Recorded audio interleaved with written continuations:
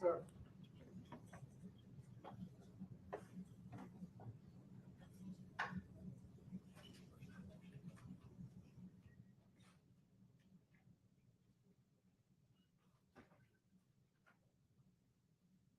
All right, and you see the defendant right there. It's pretty incredible that this is 10 years, well, actually, no, this is 12 years in the making right now. This has been a trial that we've been following a lot here on Law and Crime, a case that we've been following a lot, and to think of it as now starting is pretty incredible. So, Bob, I go over to you. What are you expecting from the opening statements from the prosecution as well as the defense? Well, I think this is a case, actually, it's interesting because motive is going to play a big role here because they're going to want to eliminate anyone else other than these two defendants. So, they're going to talk about probably the insurance issue. They're going to talk about the close connection. They're going to talk about the relationship breakdown on the state on that side. The defense is probably going to look to see if they can point the jury in a direction away from these defendants, such as were there comments made contemporaneously with when this person disappeared as to whether or not they were with other individuals or other individuals might have had a relationship with the victim, and that could have led to this result here. So I think that's what we'll expect to see. Yeah, and by the way, not to get too political here, but if you're going to wear a mask, it doesn't even look like he's wearing it. My gosh, it's like kind of just above. I mean, it looks like he's barely wearing it. That's just a side note because we see some trials where you're wearing masks and not wearing masks. I don't know, little side note right there. Anyway, Josh, go over to you on this. So it seems like you think for the there we go. You must have heard me. So we see that for the defense. That do you just put all of it on Jimmy Martin and Shara Wright and say, I don't know what they were doing. I wasn't a part of it. You can't connect me to the gun. Absolutely. I don't think they have any other choice. They have an uncharged co-conspirator, right, who's going to take the stand and testify, I imagine. And then they have somebody who's already serving time in prison and admitted her involvement in it. I think you have to point the fingers at those two folks. Otherwise, I don't think you have much of a defense. This is an interesting case because everybody's pointing fingers at everyone else, and the jurors are going to have to decide who has motive here and who has the bias and who's lying when they take the stand. So it's going to be interesting to see who is called as witnesses because it could really change the dynamic of the case if we have the ex-wife called to the stand in addition to that uncharged co-conspirator, and who blames who for all of this. This whole thing could turn into a dramatic mess. So Josh, I'll stay with you for a second. We believe that Martin, Shara Wright's cousin, will take the stand. The question is, will she take the stand? Is there any advantage there? She took a deal, 30 years in prison, I believe. She might be able to be on parole within less than 10 years. I could be wrong about that number. But the truth of the matter is there anything to gain from her taking the stand? Because she's also somebody who said, I never wanted to enter this deal. I never confessed. They bullied me into confessing. There's an advantage for the prosecution, I think, if she testifies truthfully. And by truthfully, I mean admits the involvement that Turner had and herself.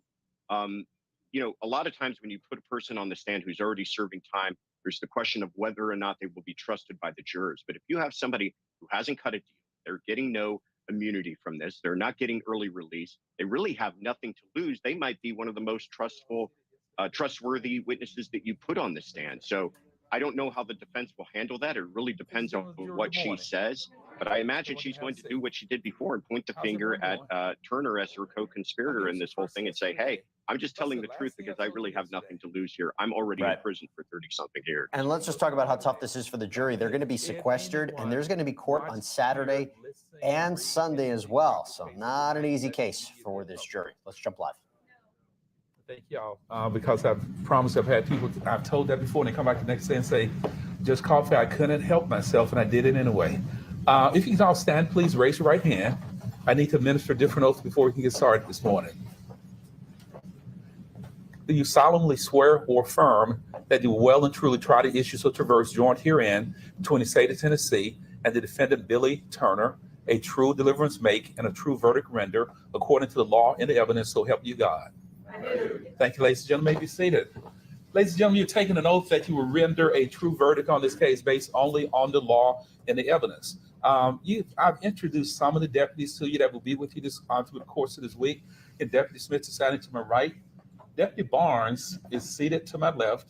Deputy Phillips is standing to my left.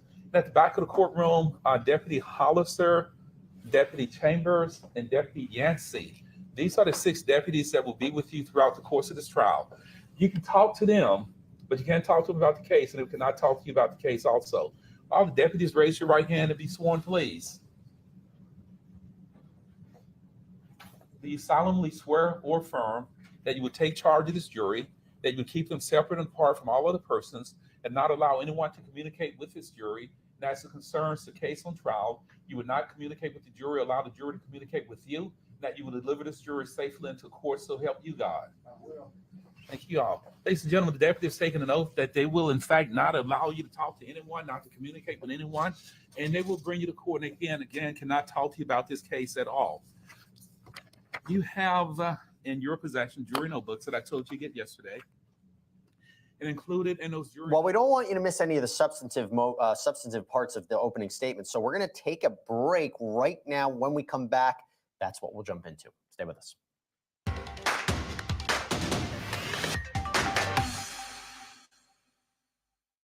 There's no way to ignore it. You hear it on the news, online, from your friends and family. What happened to my money? Whether it got hit by falling stocks and bonds, with the coronavirus, shrunk by a floundering 401k with low interest rates, and is riding the extreme ups and downs of the stock market with political elections. Many Americans are worried about their money and how they're going to retire. Help protect your financial future now and call J.D. Melberg for your complimentary book from a leading financial firm that shows you ways not to run out of money whether the market goes up or down. This free book reveals little-known truths about annuity strategies in simple-to-understand terms that can protect your money for a lifetime. As a bonus, we'll also throw in a free annuity rate report summarizing the rates and benefits of annuities from hundreds of top-rated insurers, helping you to find ways to get up to 33% more income in retirement. That's right. 2 books, both absolutely free, for calling J.D. Melberg. Help protect your financial future. Call 800-722-9185. That's 800-722-9185. Call now. I'm Dan Abrams, and you're watching Law and Crime. We need some help. I know. I'm going to CashNetUSA.com. And if approved, we can have the money in our account as soon as the same business day. Go to CashNetUSA.com to apply for the money you need. Attention women. If you used any talcum powder product and were then diagnosed with ovarian cancer, fallopian tube cancer, or peritoneal cancers, you may be entitled to substantial compensation. Juries have ordered Johnson & Johnson to pay over $2 billion in damages to victims of talcum powder products. Call White Hart Legal now. Find out if you may qualify in under 2 minutes. Call 1-800-691-2211. That's 1-800-691-2211. Letting go of my diamond ring was really hard, but selling it for the best price was simple with Worthy.com. They evaluate your jewelry to help you understand what it's actually worth. Then they auction it to their network of professional buyers. Get more for your jewelry with Worthy.com. Calibrate is a doctor-guided weight loss program that combines virtual doctor visits, FDA-approved medication, and one-on-one video coaching to reset your metabolic system. Get back in control of your weight and your health with Calibrate. Sign up today at joincalibrate.com. You would think a pan is a pan until Made In came along, and I went, wow, these things are something better. Those are the pans that we use at Alinea, at one of the best restaurants in the world. It's built for a home cook like me, but fit for a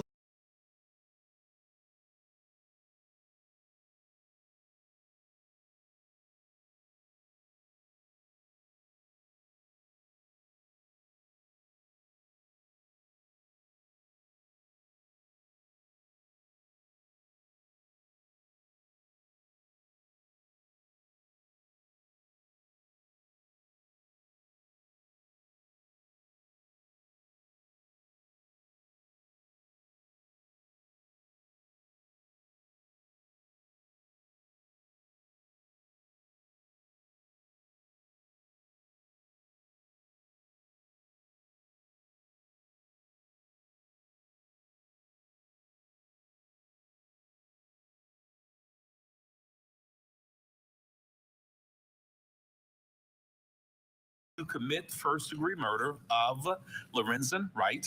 And 2, that the defendant or one for whom the defendant is criminally responsible did some act intending to complete a course of action or cause a result that would constitute first-degree murder under the circumstances as the defendant believed them to be at the time, and his actions constituted a substantial step toward the commission of first-degree murder. The defendant's actions do not constitute a substantial step unless the defendant's entire course of action clearly shows his intent to commit first-degree murder. The defendant has pled not guilty to the indictment.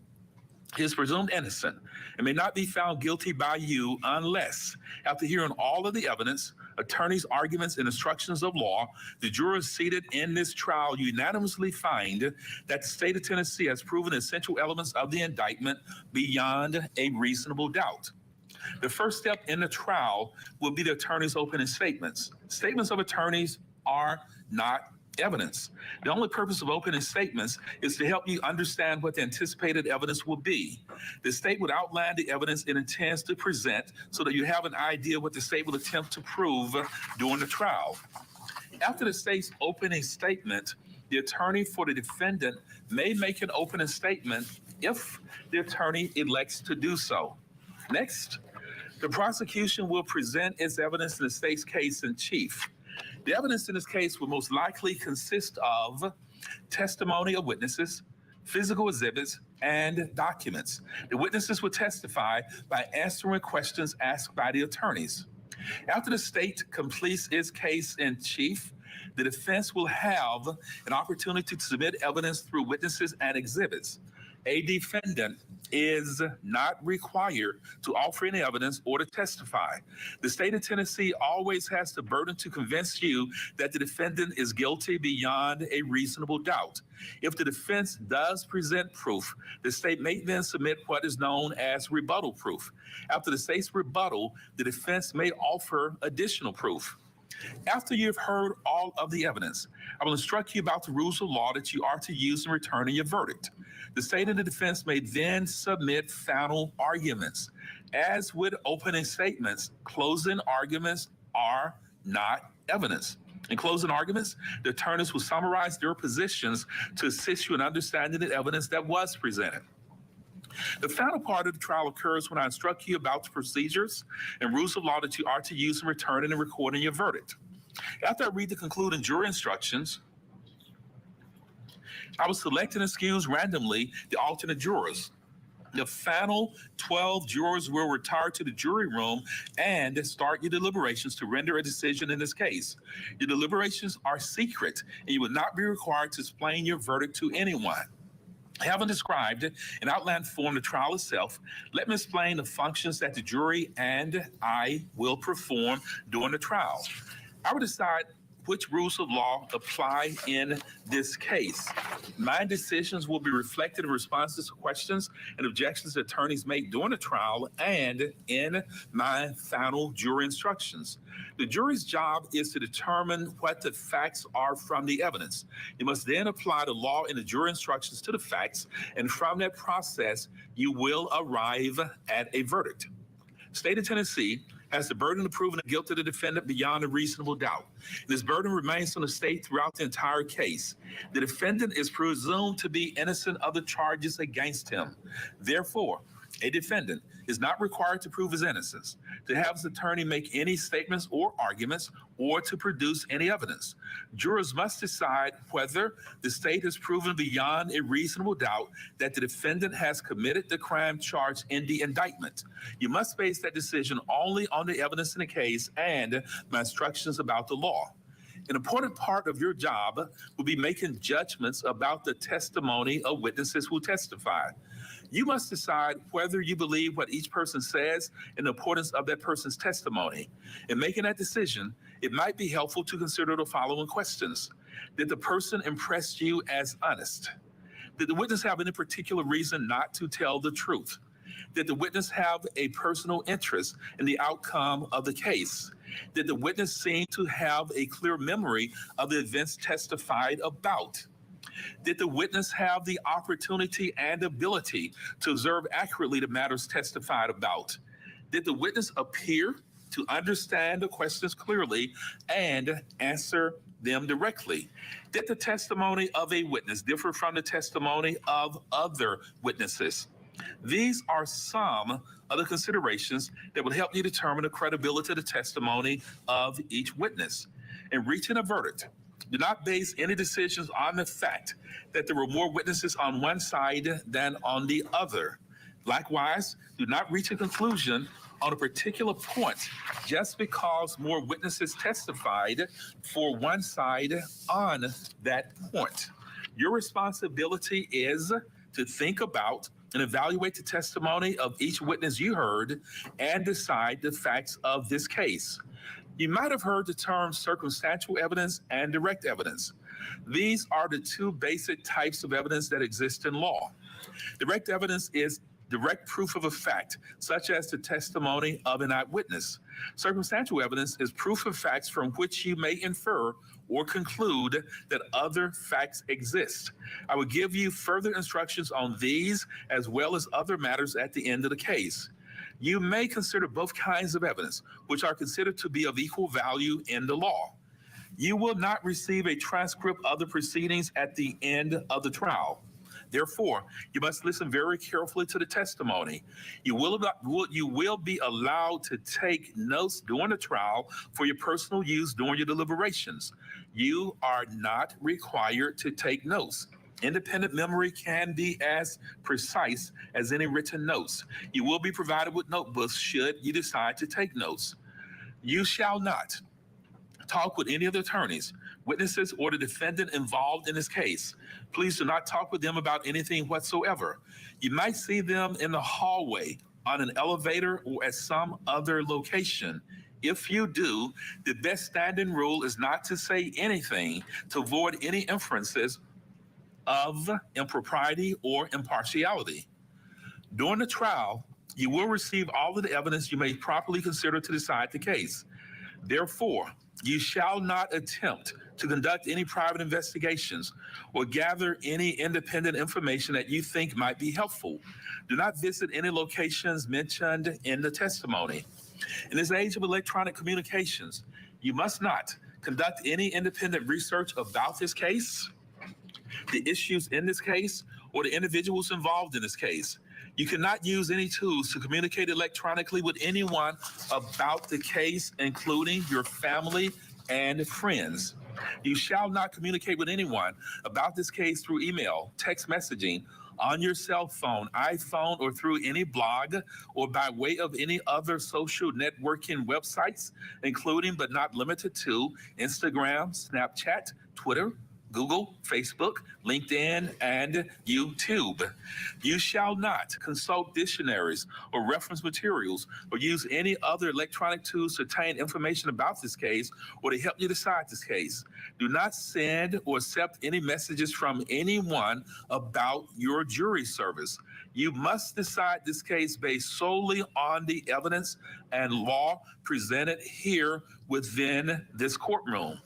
You cannot allow any other persons to discuss the case with you or in your presence. If anyone attempts to do so, report the conversation to the court immediately without discussing the incident with any of the other jurors.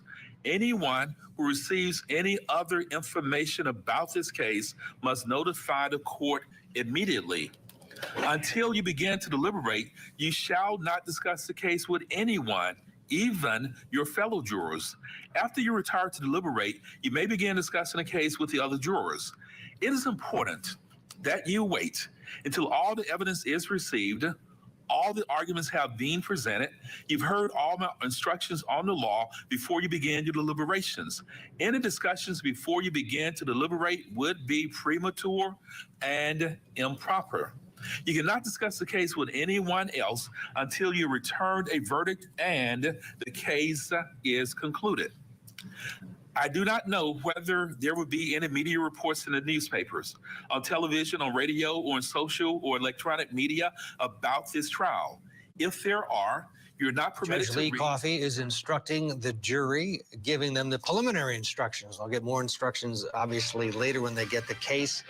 When we come back, we will hear the opening statements from both sides. Stay with us. Julie Grant will be here. This It's Court TV, your front row seat to justice.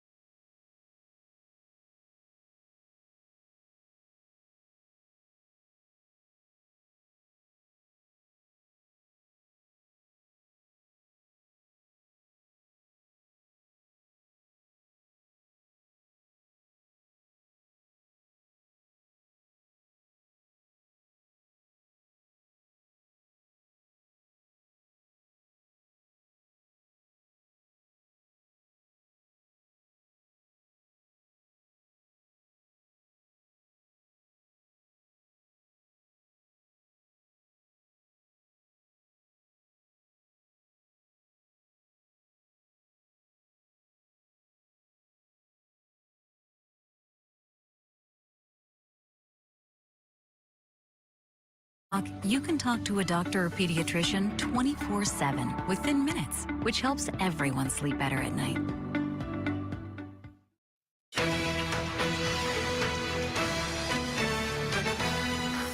Good Tuesday afternoon to you. Welcome to Court TV Live. I'm Julie Grant. We're covering two major trials for you. You can go on our live stream now if you like and watch Ohio versus Dr. William Husel, or you can join us in Tennessee, where this is opening day of the case against Billy Ray Turner. This is the time for the opening statements. Let's go in together live and watch. The grand jury now became count one of the indictment. State of Tennessee, Criminal Court of Shelby County, November term 2017, count one.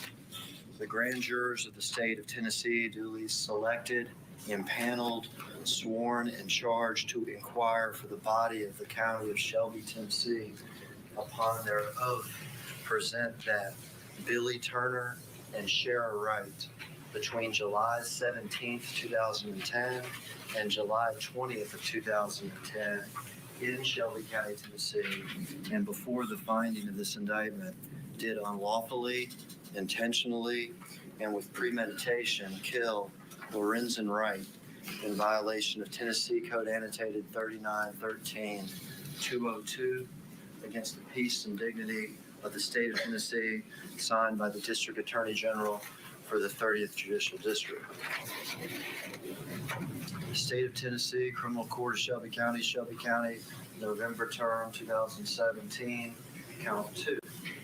The grand jurors of the state of Tennessee, duly selected and paneled, sworn, and charged to inquire for the body of the county of Shelby, Tennessee, upon their oath, present that Billy Turner and Shara Wright, between April the 1st of 2010 and July the 30th of 2010, in Shelby County, Tennessee, and before the finding of this indictment, did unlawfully and intentionally agree, conspire, and act to kill Lorenzen Wright with premeditation, and that the said Billy Turner and Shara Wright did, in furtherance of the conspiracy, travel to the area of Callis Cutoff and Hacks Cross to kill Lorenzen Wright in violation of Tennessee Code Annotated 3912-103 and 3913-202 against the peace and dignity of the state of Tennessee, again signed by the District Attorney General for the 30th Judicial District.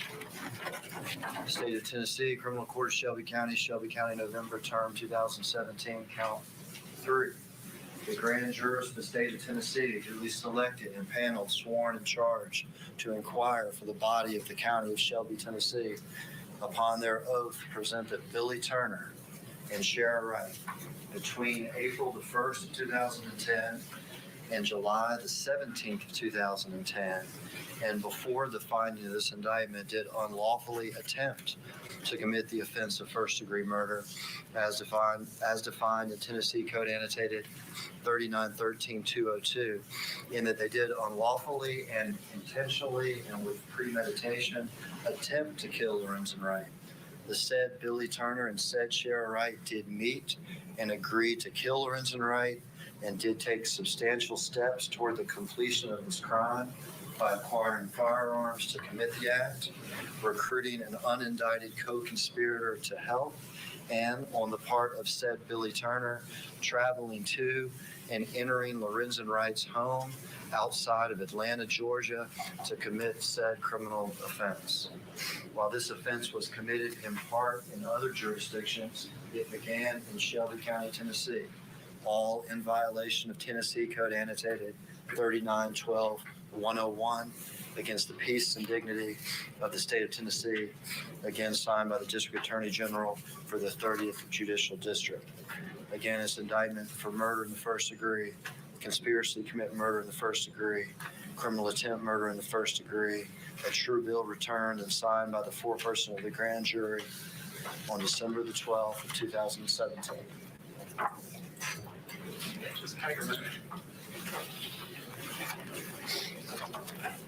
Mr. Andrew, tell us how does Mr. Billy Turner plead to this indictment? Your Honor, Billy Turner pleads absolutely not guilty. Ladies and gentlemen, the jury issue has been formally joined to this case. Mr. Perry, on behalf of Mr. Turner, has entered a not guilty plea to all 3 counts of the indictment. Mr. Hagerman, you may proceed with an opening statement.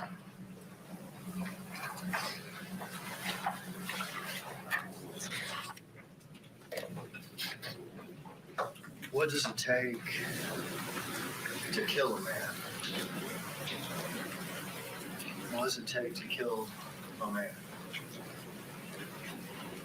What does it take to kill a son? To kill a father of 6 children?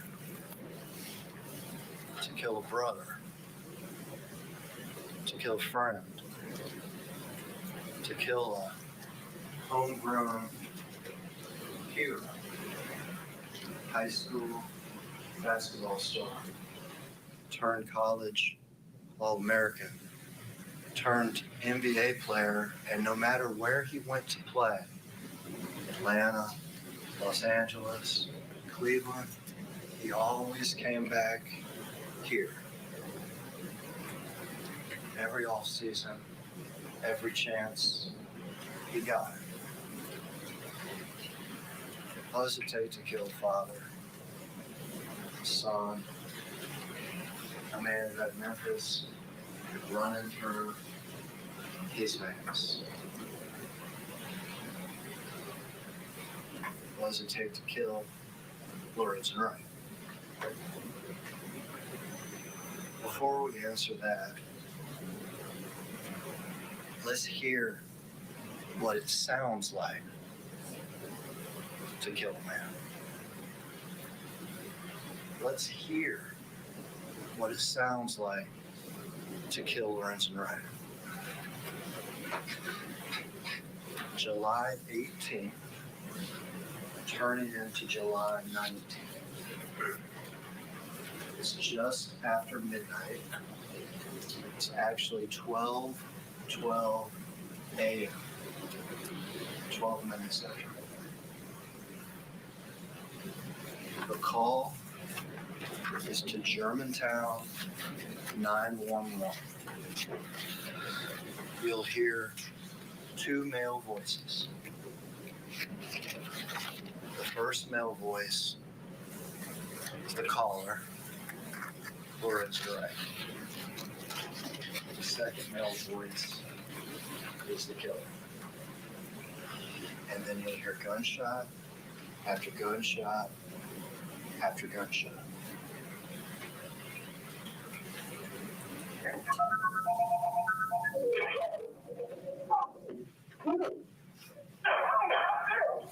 Darkin 911, where's your emergency? Hello? Hello? Hello? I don't have nothing but gunshot.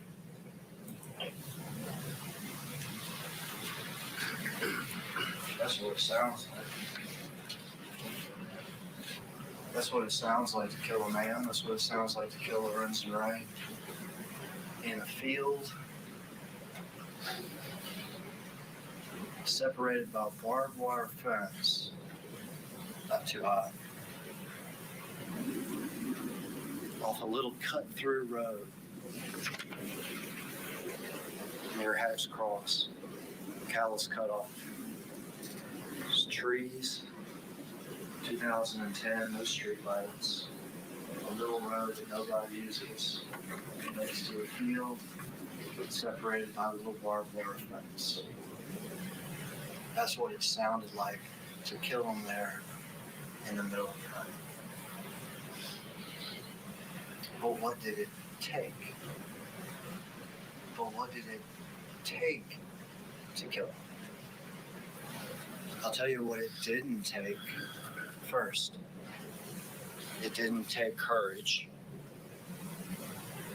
It didn't take strength.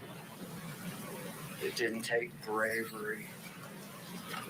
It didn't take anything good. Instead, it took two things. The first was a plan. The first thing it took was a plan. First, Lorenzen had to be lured to Memphis. He was living in Atlanta. And then he had to be lured in the middle of the night to a little road where he had no business being, next to the field where this could happen with no witnesses. And the hope that the people that did could get away. That's the first thing it took. The plan to get him there, to get him alone, to get him vulnerable, and to do this with no witnesses and with the hope to get away. But the second thing it took was evil. Evil in the heart. It took an evil heart to do this.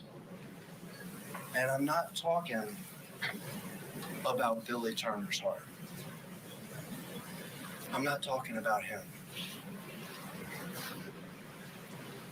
It took a particularly evil heart, one that was filled with jealousy, with desperation, with hurt, with greed, and literally 2 million reasons to want him dead. I'm talking about Sheriff Wright, Lorenzen's ex-wife.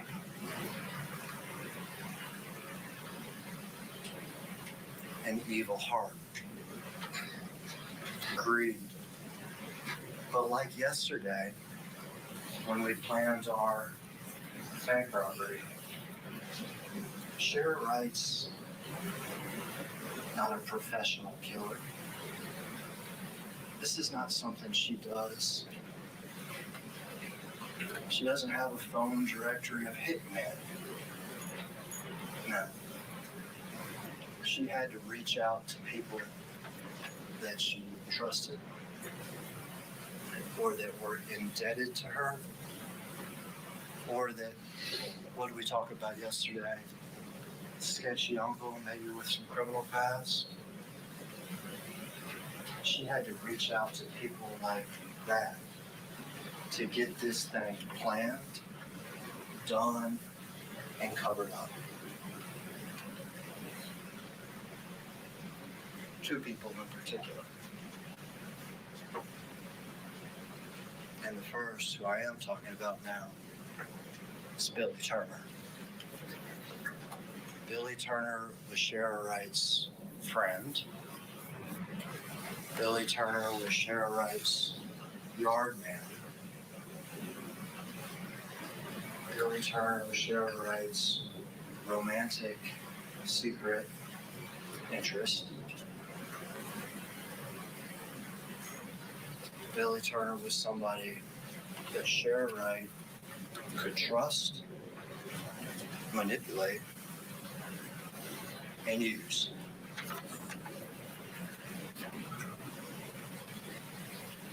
Be the heart. There's another person there too. Jimmy Martin, also known as J. Martin. Sheriff's cousin. I want to call him the sketchy cousin. We can call him the sketchy cousin. J. Martin, who, after he got out of the Navy, went back to live in Batesville. Batesville's an hour or so from here. And got in trouble. At the time, accused and indicted for a domestic murder, for killing his girlfriend. Sketchy criminal past. Check that box. But more sketchy criminal past who's indebted to Sheriff because Sheriff made his bond. Sheriff was paying for his attorney, for Jimmy Martin's attorney, while he went through the court case about killing his girlfriend. That's who Sheriff Wright reached out to. That's who she manipulated, and that's who she used. That was her. We had a team of bank robbers. That was her team of co-conspirators and killers. Wasn't a great team. Wasn't a great team, but it was her team.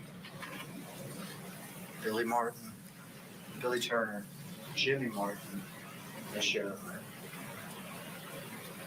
So, back to what we heard. 12:12 a.m., July 18th, turning into July 19th. 911 call. 2 male voices. Gunshot after gunshot to the Germantown 911 center. Okay. So what does Germantown do? What could Germantown have done? research the information, get whatever phone stuff they had to get, and figure out where that call was coming from, right? Isn't that what happens when you call 911? Something like that happens. Gunshots, end of phone call. Let's find out where this phone call was coming from. And if they had, they would have been on that little road, Callis Cutoff, within hours. They would have been there within hours of that shooting. And what they would have found, before they found Lorenzen's body in the field, what they would have found was a barbed wire fence that had blood on it from one of the killers trying to hop through it when they chased Lorenzo. They would have found that, and they could have done DNA. What they would have found is another gun. Not even the murder weapon, but another gun that had been fired on that little street during this murder. They would have found it tossed into some bushes down the street when Cheryl Wright got excited and scared and tossed it. They would have found that too. When they went over the fence, they would have found Lorenzen Wright dead, because he was shots to the head. They would have found casings, and they would have found bullets. They would have found him freshly dead. They would have been at Shara's house soon after that, because the last place Lorenzen Wright was before he went to Callis Cutoff was Shara Wright's house with her. The police would have been at Shara Wright's house within hours of this 911 call. And they would have found her screaming right after having done this thing. They would have seen the person that she texted right before they did this, Bill Turner. They would have found him that night, that morning too. They would have found the murder weapon, a 9mm that was responsible for putting the bullets in Lorenzen after he ran into the field. They would have found all those things within hours of this crime. It wouldn't have taken much work after that to find Jimmy Martin, the third person that was part of this conspiracy. He wasn't there when the murder was done. He was supposed to be, but he wasn't. But they would have found him too. They would have found all three. Shara, Billy, Jimmy, murder weapon, phones, evidence, and the case will be over.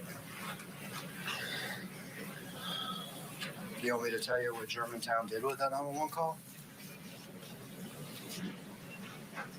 Do you want me to tell you what they did with it? With what you heard? Nothing.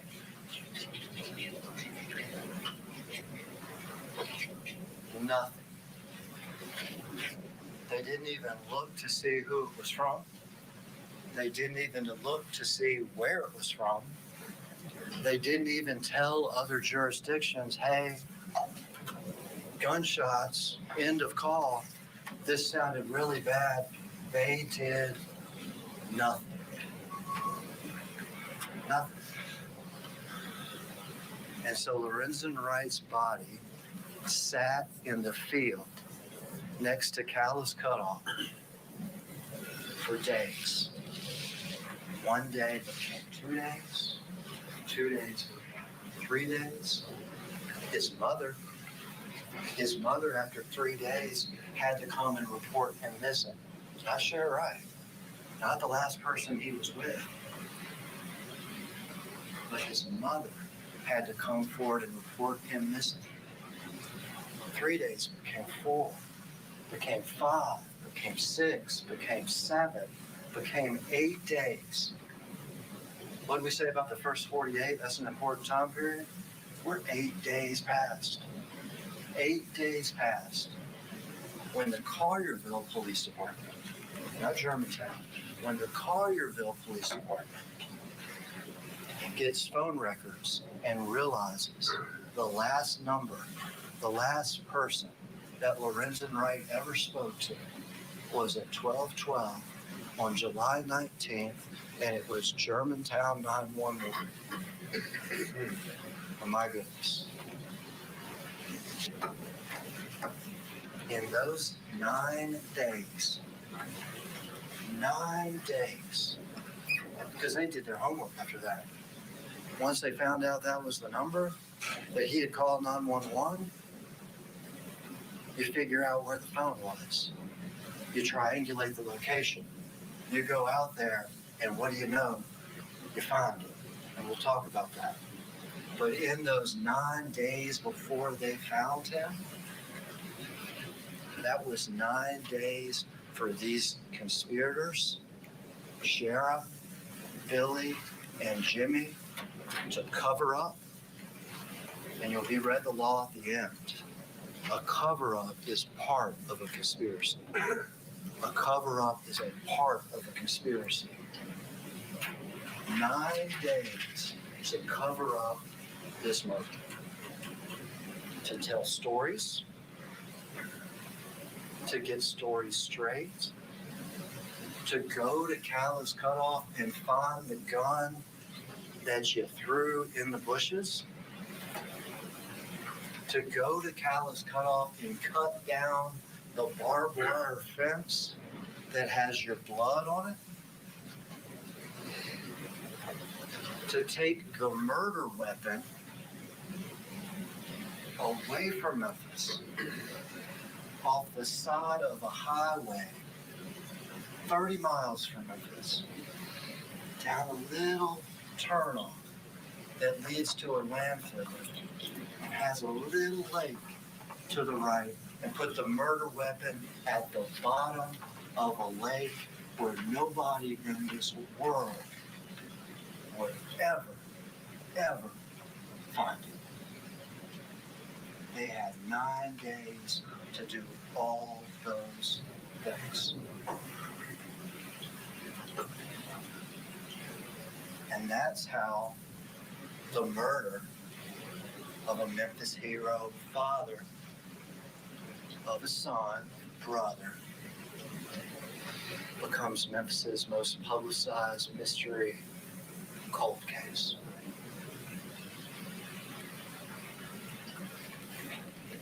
If only Germantown had done what they should have done, this would have been over by July 25th, 2010.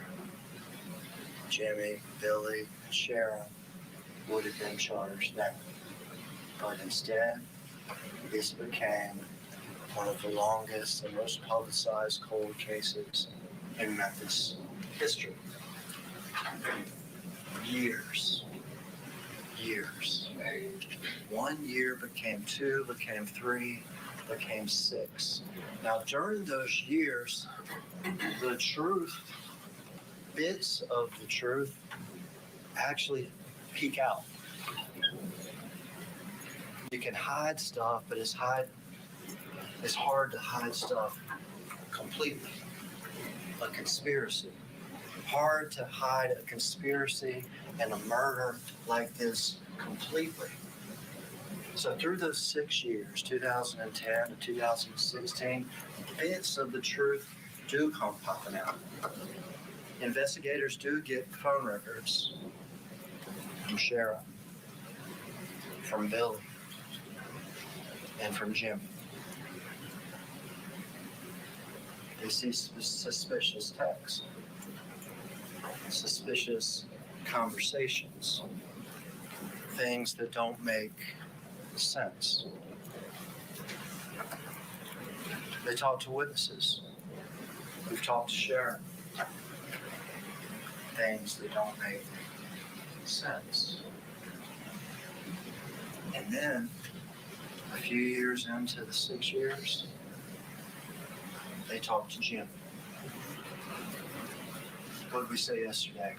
If you're picking a co-conspirator, you better hope that co-conspirator doesn't tell it. Well, in 2012, during the 6 years, 2012, Jimmy told it. Jimmy, who is in jail then, having been convicted for the murder that we were talking about of the girlfriend, where Shara had hired his attorney and bonded him out. Jimmy had been convicted, and afterwards he told it that this was a conspiracy to kill Lorenzen, that it was me, that it was Billy, that it was Shara. He gave details on how it happened. While he wasn't there, he helped plan it beforehand, and he helped to cover up afterwards. They even told him where something was. In 2012, they even told him where something was. What did they do with that information in 2012? Better than Germantown, at least they did something. They got a few volunteer divers together. They went to a little lake. It's a turn off the highway, about 30 miles from here on the way to the town. Right after it had rained, the visibility of the water was almost zero. A couple volunteer divers didn't find it. That's how 2012 turns into 2016. 2016, a new group of investigators with a focus. Reinvestigate Memphis's most publicized cold case. Something that's gone unsolved for 6 years. Reinvestigate it. And this time, not with volunteer divers, not after a rainy day, but with the FBI dive team. Professionals who do this for a living. Let's go out to the same lake, next to the same landfill off that highway, and let's search it for real. Let's see if Jimmy's telling the truth, finally, or not. Let's decide it. One day to set up the grid pattern they're going to use to search, scout the lake. Second day, the FBI divers go into the lake.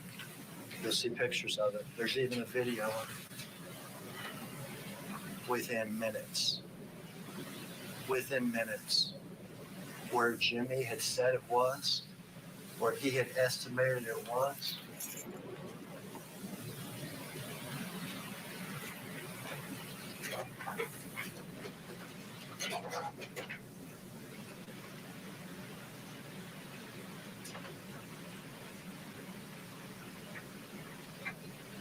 this thing was never supposed to be found.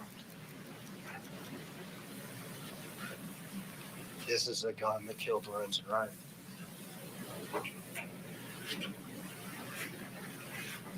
Right where Jimmy said it was in 2012. At first, when you preserve it, you find something that's been in water, you put it in a bucket with the same water that it's in. And that's what the FBI and the investigators did. Then you drive it ASAP to the crime lab, and you compare it to the casings and to the bullets that they found in Lorenzen Wright. You'll hear from the TBI. This is the murder weapon that killed Lorenzen Wright. It was thrown at the bottom of a lake, and nobody in this world was ever supposed to see this again. But Jimmy led him straight to it.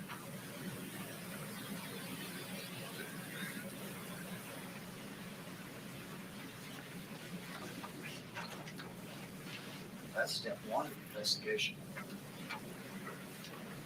Truth test for Jimmy. Right where he said it was. The one gun in this world. If you co-conspirator, you better hope the co-conspirator doesn't just tell them. Other witnesses. They find other witnesses. They find a nanny, Claudia. It's a nanny for Lorenzen and for Sharon, who was present. Jimmy had told them in 2012 there was a woman there at least one of the times that we were planning this murder that I didn't know. We were in Sheriff's house. There was a woman there I didn't know who heard what we were saying, and she was there. She was younger. She was pregnant. He told them that in 2012. He told them that in 2012. Well, in 2016, they found out who that person was. Claudia Robinson, a nanny to the kids. They found Claudia.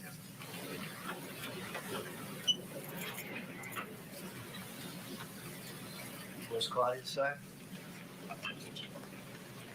Yeah.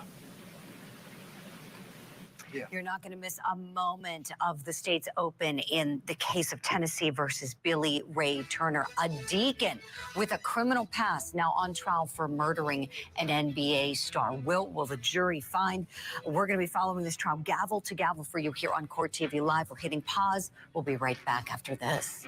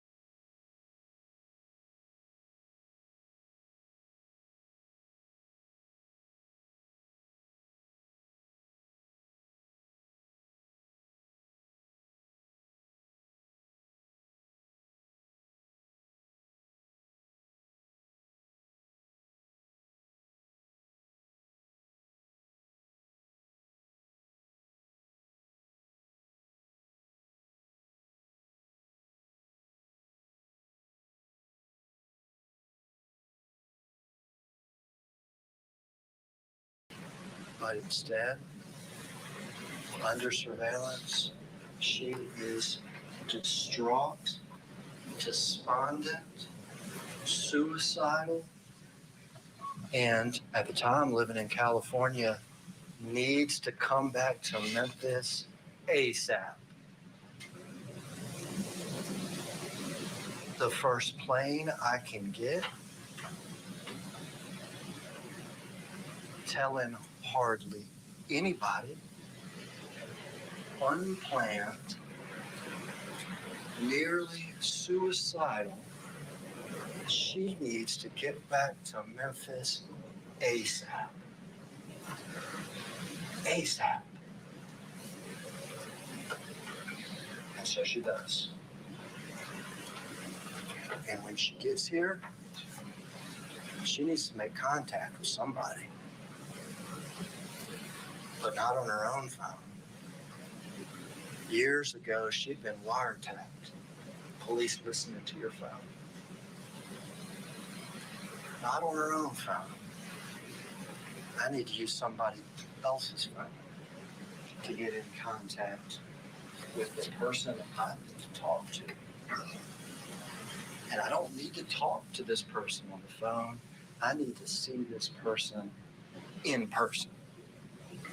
And I not only need to see this person in person, I need to have a conversation away from anybody else. Walking up and down the street, looking, trying to make sure nobody's watching. I need to do this ASAP. And guess who that person is? Billy's home. And guess where the police were? In a van on the street, watching it happen. As the two of them, once the gun is found, have to meet, have to talk immediately. She probably didn't talk to Jim too. He's still in jail, in prison.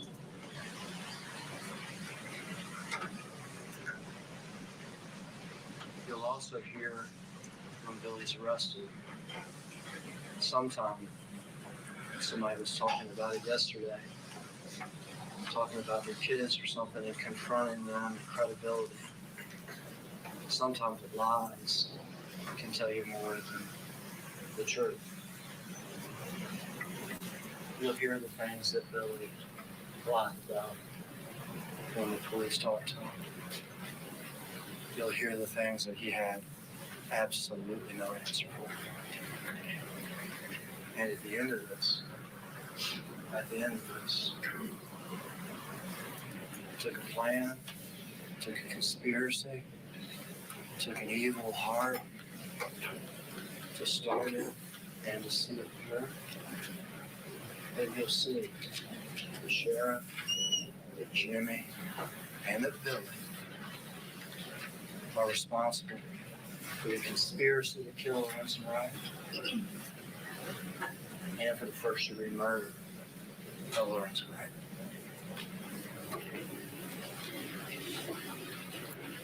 Ms. Haggard. Ms. Perry and Ms.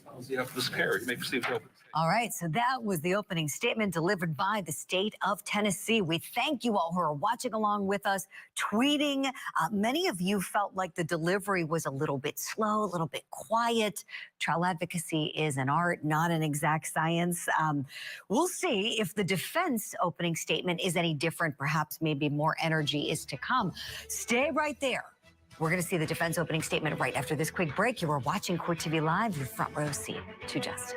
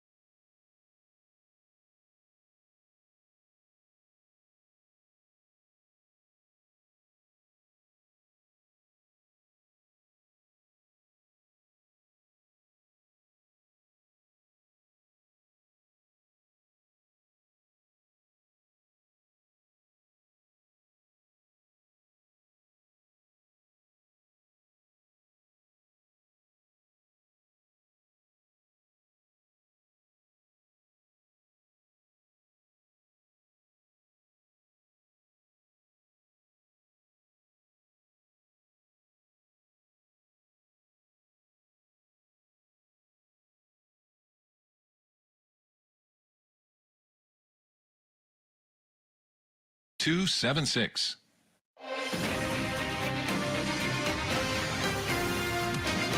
Welcome back. When he was asked how his client was pleading, he said absolutely not guilty. So we'll see what he says now in the opening statement. Here is defense counsel's open in Tennessee versus Billy Ray Turner.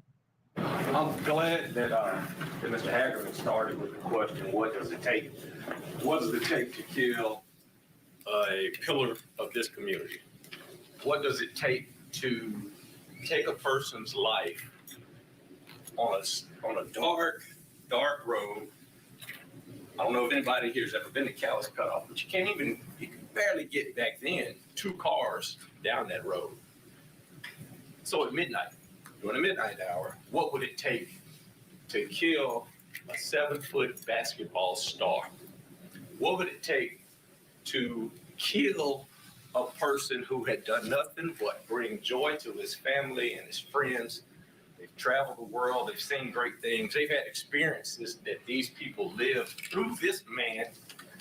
What would it take to strike him down if you're his wife? What would it take to try to get him to Memphis if you're his wife at one point?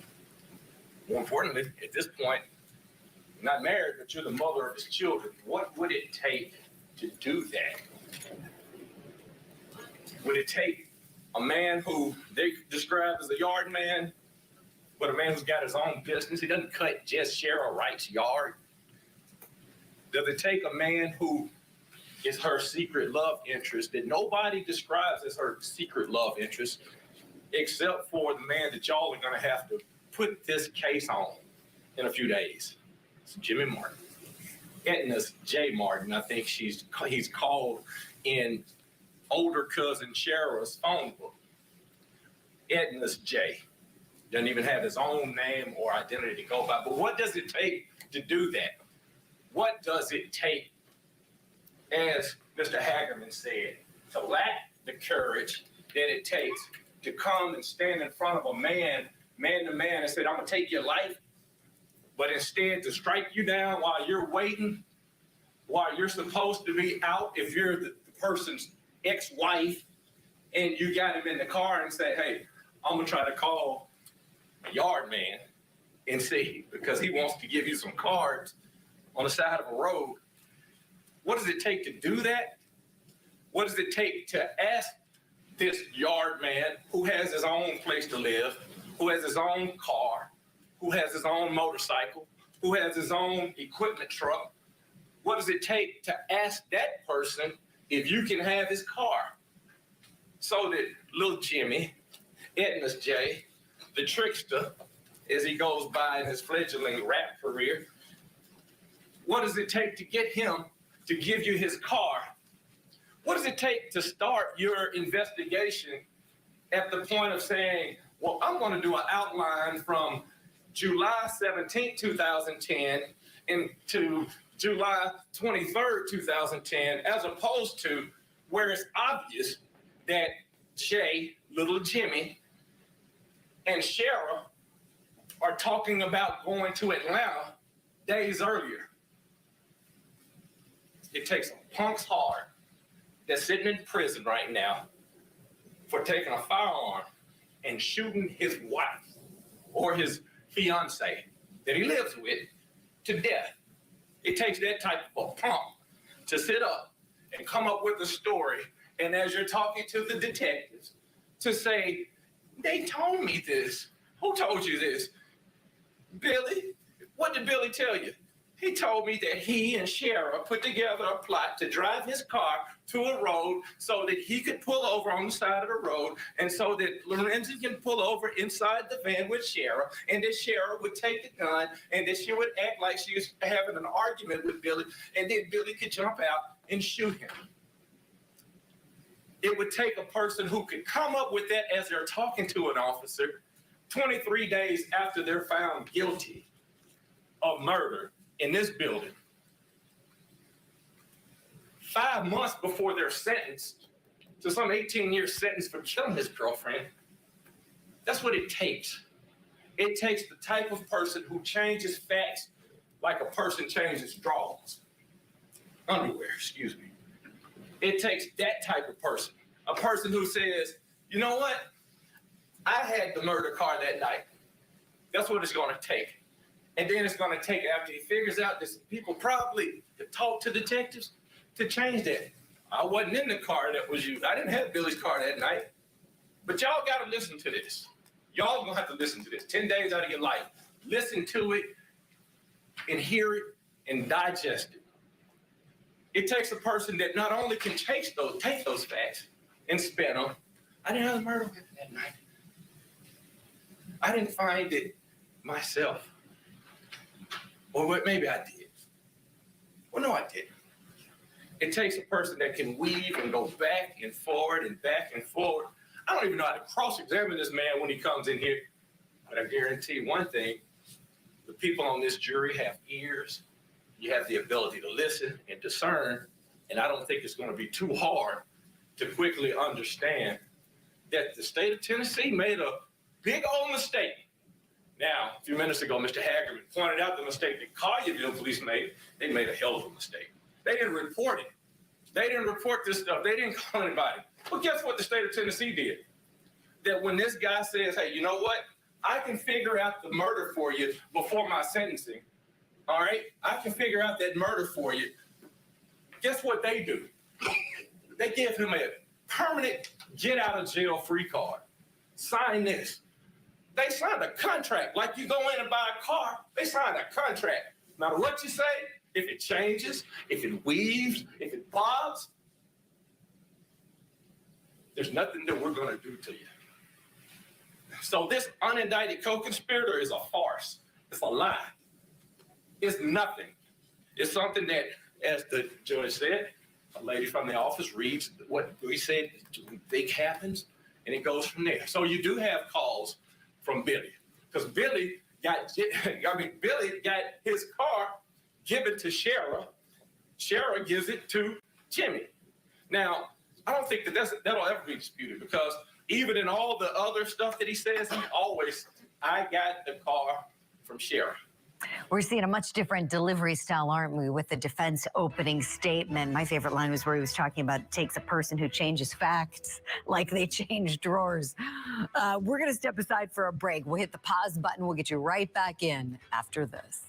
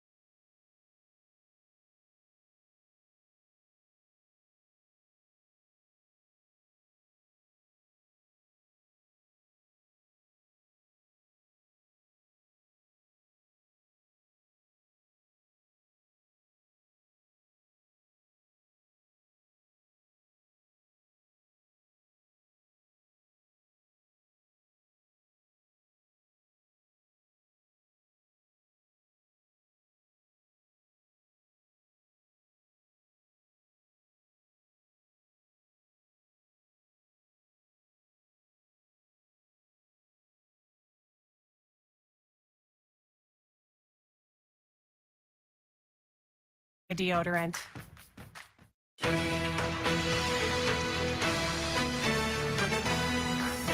Very good Tuesday afternoon to you. Thank you for being with us here on Court TV Live. I'm Julie Grant. We're following two major trials for you this afternoon. If you'd like to continue watching the case of Ohio versus Dr. William Husel, we've got that streaming for you right now. Just go to courttv.com. What we want to do right now is head back into Tennessee. We're seeing opening day playing out here in the case against Billy Ray Turner. So this guy is a deacon.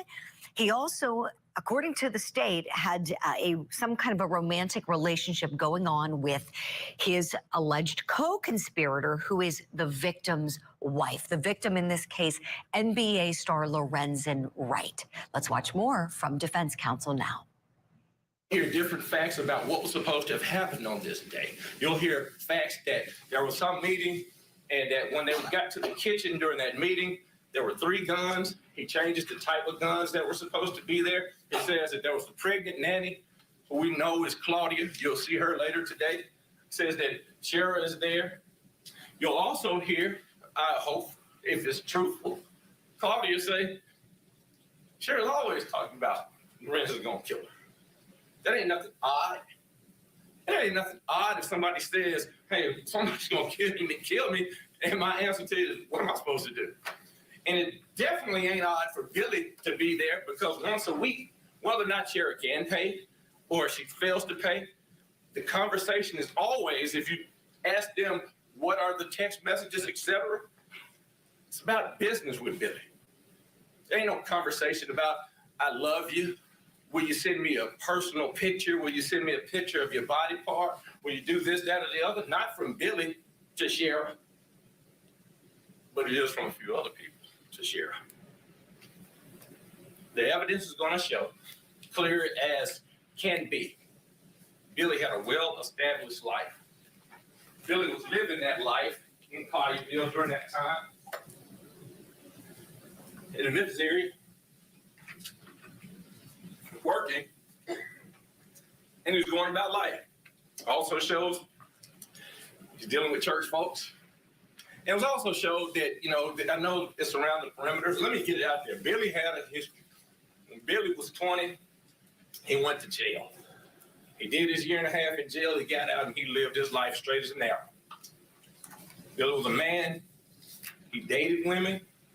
He took care of his responsibilities. He had fun. But he went to church. He went to church during the week.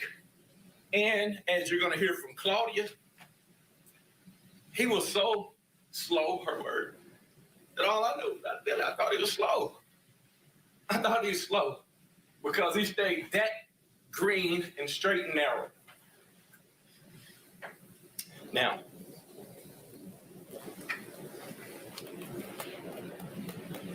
I was wondering yesterday why you heard all this scenario about a bank robbery and a this and a that. And Paul, as cool as Paul is, kind of got on here about, what about this?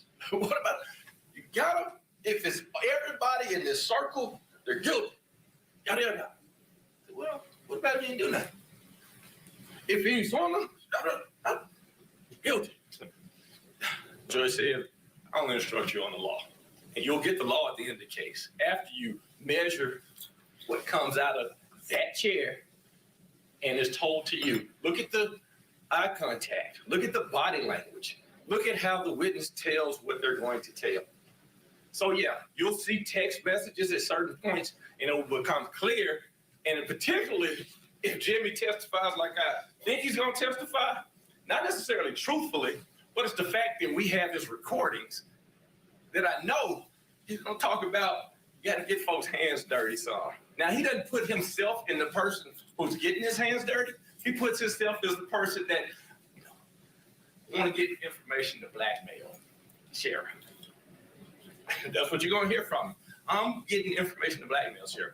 So let me be clear. This is what you're going to have to swallow in order to do as Paul, as he whispers. This, I am guilty. This is what you're going to have to do. You're going to have to listen to what a person who a few days after he was convicted of killing his girlfriend, goes in and tells detectives that I can solve this. And then you're gonna also have to listen to the fact that as he's telling his story, they buy it hook, line, and sinker, and they write him a contract, and they do all of this stuff before they pull Facebook records between Cheryl and Jimmy. And be clear on this, because I don't want it to come out that I'm confusing anybody or anything. Before you get concentrated Facebook messages between Cheryl and Jimmy, and you see those messages, and you can take a third grader and figure what they're talking about. And guess whose name ain't no damn near it? Billy. Billy's got his own life that he's living. Billy would loan his car to any of y'all if somebody that he knew vouched for you. He don't know nothing about little Jimmy other than Jimmy comes to the house one day while he's over there. Ms. Phillips, you call the court to recess, please, sir. We'll stand for recess.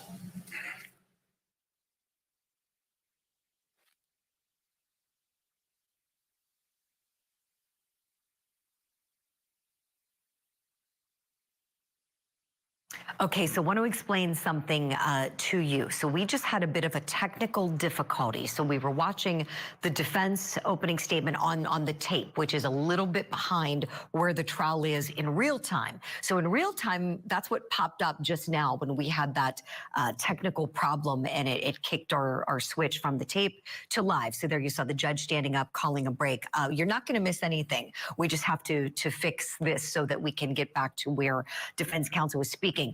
Much more animated. Isn't he a lot more animated than we saw the prosecutor? Again, it's a style preference. Not everybody tries a case the same way. That is for certain. Let me bring in my guest now on the program to talk a little bit about what we're seeing today. We have with us, standing by in Atlanta,